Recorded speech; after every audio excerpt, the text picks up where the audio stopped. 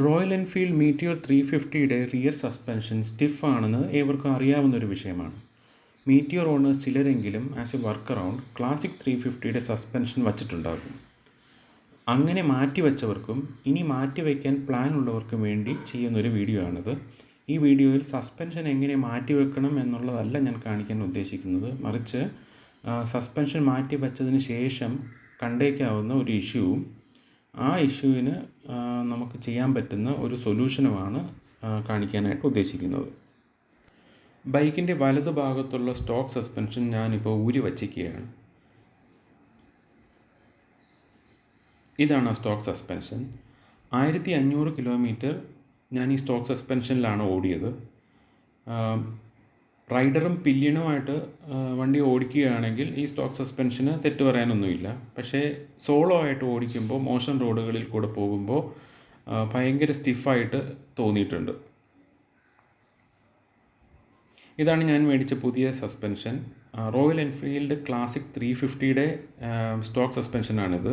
ഇത് ഞാൻ മേടിക്കുമ്പോൾ 1265 രൂപയാണ് ഇതിൻ്റെ വില.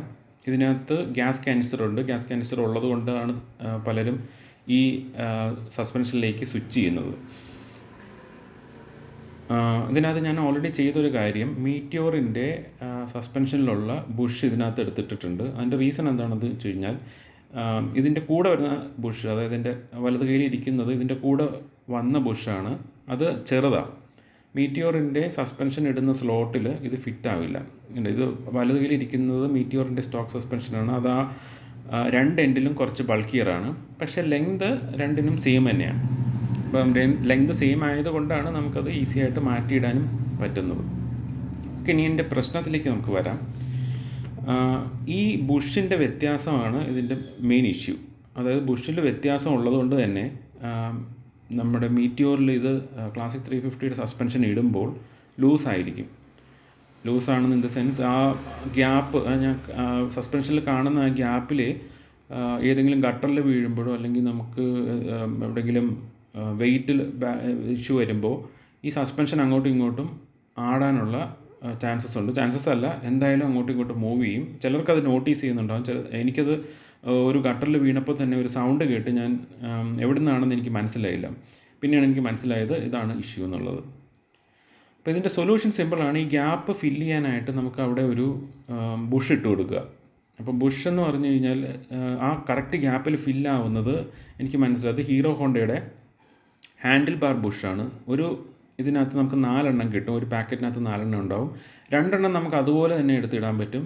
2 എണ്ണം ചെറിയ പ്രൊട്രൂഷൻ ഉണ്ട്. അത് നമുക്ക് ബ്ലേഡ് വെച്ചിട്ട് വല്ലതും കട്ട് ചെയ്ത് കഴിഞ്ഞാൽ അത് ഇടാൻ പറ്റുന്നതേ ഉള്ളൂ. അത് വലിയ സീനല്ല, പെട്ടെന്ന് നമുക്ക് മാറ്റിയിടാൻ പറ്റും.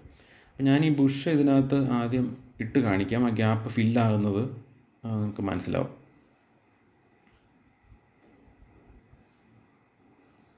ഇതിൻ്റെ ഒരു പാക്കറ്റിൻ്റെ വില 15 രൂപയേ ഉള്ളൂ ഞാൻ മേടിച്ചപ്പോൾ. ഇത് ഒറിജിനൽ ഹീറോ ഹോണ്ടയുടേതല്ല, പക്ഷേ ക്വാളിറ്റി വൈസ് ഓക്കെയാണ്. കണ്ടോ, ഇത് കറക്റ്റ് ആ ഒരു ഗ്യാപ്പ് അതിനകത്ത് ഫില്ലായി. അപ്പോൾ ഇനി ഇത് നമ്മൾ ഇട്ട് കഴിഞ്ഞിട്ടുണ്ടെങ്കിൽ സസ്പെൻഷൻ അങ്ങോട്ടും ഇങ്ങോട്ടും മൂവ് ചെയ്യുന്ന ഒരു ചാൻസും ഇല്ല. ഞാൻ ആദ്യം ഈ സാധനം ബുഷ് ഊരിയിട്ട് ഇതിനകത്ത് ആദ്യം ഇട്ട് കാണിച്ചു തരാം. അപ്പോൾ ആ ഗ്യാപ്പ് വരുന്നത് അറിയാൻ പറ്റും. അതിന് ശേഷം ബുഷ് ഇട്ടിട്ട് ഒന്നുകൂടി ഇടാം.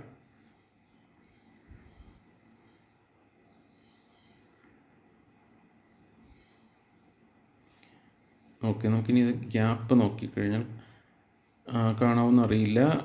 ഓക്കെ, കാണാൻ പറ്റുന്നുണ്ട്. ആ ഗ്യാപ്പ് കണ്ടോ? ഇത് 2 സൈഡിൽ, മേളിലും താഴെയും ഓരോ സസ്പെൻഷനും ഉണ്ട്. അതുപോലെ തന്നെ ലെഫ്റ്റിലും റൈറ്റിലും ഈ ഗ്യാപ്പ് തന്നെ ഉണ്ടാവും.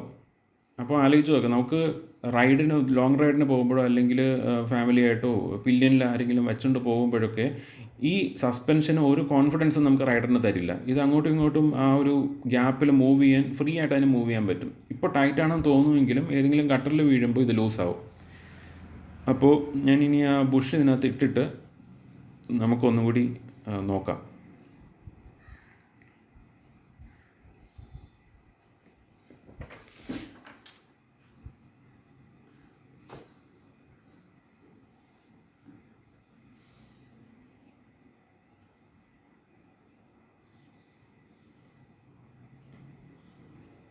ഇത് ടൈറ്റായിട്ടുണ്ട്. ഇപ്പോൾ കണ്ടോ, ആ ഗ്യാപ്പ് ഫില്ലായി. അപ്പോൾ ഇനി ആ സസ്പെൻഷൻ ആ ഗ്യാപ്പിൽ മൂവ് ചെയ്യാൻ ഇനി അതിന് സ്ഥലമില്ല. അതുകൊണ്ട് തന്നെ നമുക്ക് ഇനി അറ്റ്ലീസ്റ്റ് ഒരു കാര്യം കോൺഫിഡൻസ് ആയിട്ട് പറയാം, ഇനി അത് മൂവ് ചെയ്യത്തില്ല. ഈ സെയിം സംഭവം ഞാൻ ഇടതുവശത്തെ സസ്പെൻഷൻ്റെ അവിടെയും ചെയ്തിട്ടുണ്ട്. ഞാൻ കാണിച്ചു തരാം. കണ്ടോ, ആസ് എ റൈഡർ നമുക്കിതൊരു ഒത്തിരി കോൺഫിഡൻസ് വരും. കാരണം പഴയ റോഡുകളിലൂടെ അല്ലെങ്കിൽ ഗട്ടറുള്ള റോഡിൽ കൂടി പോകുമ്പോഴൊക്കെ സസ്പെൻഷൻ ലൂസാണെന്നുള്ളൊരു ബോധ്യത്തോടു കൂടി പോകുന്നതിനേക്കാളും നല്ലത് സ്റ്റിഫായിട്ടിരിക്കുന്ന സ്റ്റർഡി ആയിട്ടിരിക്കുന്ന സെറ്റപ്പിൽ നമുക്ക് പോകുന്നതാണ്.